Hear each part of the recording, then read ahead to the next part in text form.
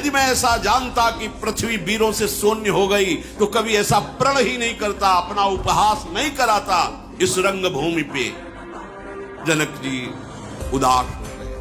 सब सभासन जनकपुर की नगर नारियां बड़ी व्यथित हो रही हैं। लक्ष्मण जी की भाव चढ़ गई। जनक जी के वचन सुनकर होठ फड़कने लगे, लाल नेत्र हो गए और वहां से कुछ बोल नहीं सकते थे क्योंकि प्रभु विराजमान हैं। फिर भी रहा नहीं गया, उठे, विश्वामित्र जी के चरणों में सर नवाया और राम जी के चरणों में सर नवाया और कहा, जनक, जहां रघुनाथ जी बैठे होते वहां ऐसे शब्द नहीं बोले जाते जैसे तुमने बोल दिया। हमारे प्रभु के विराजमान होते हुए तुमने कह दिया पूरे भूमि में कोई ऐसा सूरवीर नहीं। सुनो,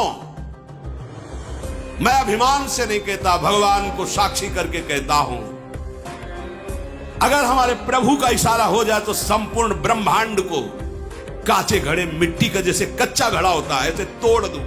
तुम धनुष की बात कहते हो, इस ब्रह्मांड को ऐसे गेंद की तरह उठाऊं, कच्चे घड़े की तरह तोड़कर मसल दूं। ये पुराना अजगो की बात क्या करते हो?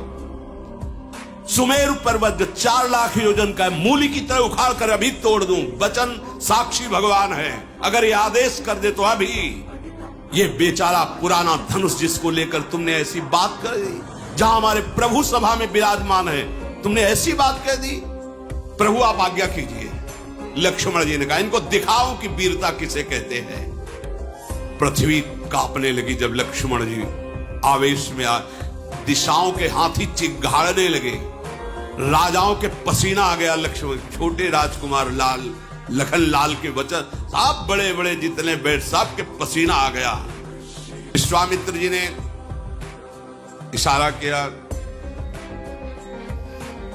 राम जी ने नेत्र मिलाए लक्ष्मण से, पास शांत शांत मुस्कुराते हुए विश्वामित्र जी, लक्ष्मण बैठ जाओ, शांत बैठ। इसीलिए कृष्णावतार में कहा, भाई आप पीछे आना, पहले हम जाएंगे, क्योंकि हम छोटे होते कुछ कर नहीं पाते, आप हमें रोक देते, तो बलराम जी बन करके ये भगवान शेष जी हैं जिनकी गोद में भगवान श्री हरि निरंतर शयन करते हैं। जहां जहां अवतार भगवान लेते, इस सदैव उनके सुख संपादन के लिए अवतार लेते हैं।